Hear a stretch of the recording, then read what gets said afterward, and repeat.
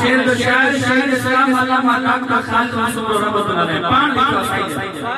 सब जो साईं सब जो मुर्शिद पीर अली है दरबार हक जे खातिर मर्द मुजाहिद शेर खुदा सब दरबार जो शेरवा खुदा जो शेरवा रब जो शेरवा खुदा जो शेरवा ओ बेशक शेरवा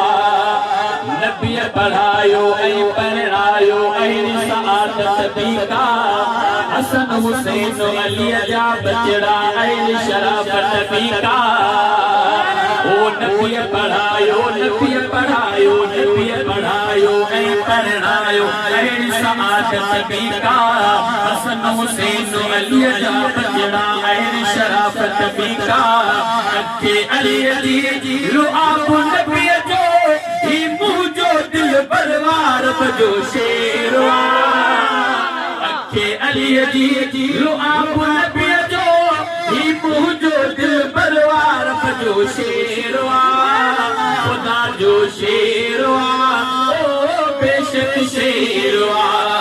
सबका अव्वल सगर सिद्धिय में गल में जो इकरारी दीन पर जे प्यार जो बरकत इनकार जाए कानी ऊद जो हियो बदर जो साथी फाते खैबर वार बजो शेरवा खुदा जो शेरवा रब जो शेरवा खुदा जो शेरवा ओ बेशक शेरवा सब जो साईं सब जो मुर्शिद पीर अली है दरबार हक जे खातिर मर्द मुजाहिद शेर खुदा सब दरबार बजो शेरवा खुदा जो शेरवा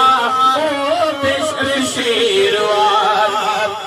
जेके बि अली जा सच्चा सका पत का परवाह न थियाला नौकर आशर वेठा मिसरो हाणे चवा तो इशारो कया उते पप्पन साहब जे ने प्रोग्राम सुभान पूरी सिंध बुधे चौधरी इंशाल्लाह शातिर शायर खालिद जी पेशानी मानूर ते में थो हक जो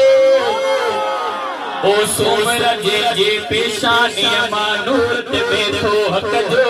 फते मक्का बुत बने थो नारो हाणे थो हिक जो खालिद जी पेशानी मानूर ते में थो हक जो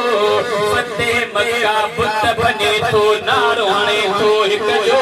कूफे जी मस्जिद जे अंदर सिर घोरियो सरवर आरब जो शेरवा खुदा जो शेरवा।